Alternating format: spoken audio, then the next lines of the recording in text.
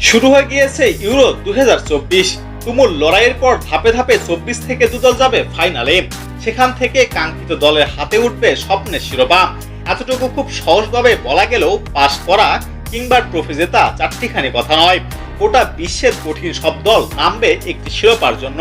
তাদের কেউ চাইবে না হারতে, কেউ ছাড়বে না আশা। অবশ্য ধারে ভাবে 24 দলই সমান নয়। কারো দলে গোলকিপার ভালো, কারো ফরওয়ার্ড লাইন ভীষণ শক্তিশালী, আবার কারো ডিফেন্স ভাঙ্গাই দুষ্কর।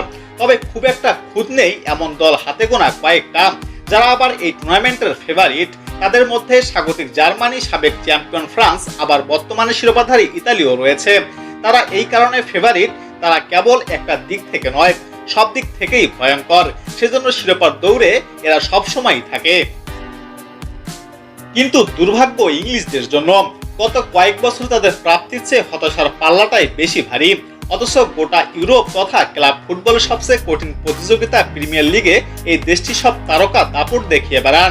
সেই তারাই যখন দেশের জার্সি গায়ে জড়ান, তাদের পা হরকে পড়তে হয়। তবু আশায় দেশটির ফুটবল প্রেমীরা।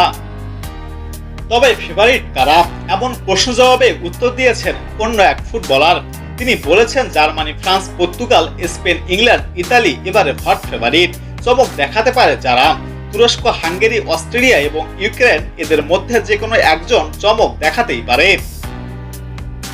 এবার জেনে নেওয়া যাক কার কেমন আয় হবে।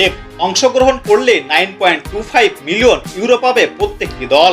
জিতলে 1 মিলিয়ন ইউরো, ড্র করলে 5 লাখ, শেষ হলো নিশ্চিত করলে 1.5 মিলিয়ন ইউরো করে পাবে দল।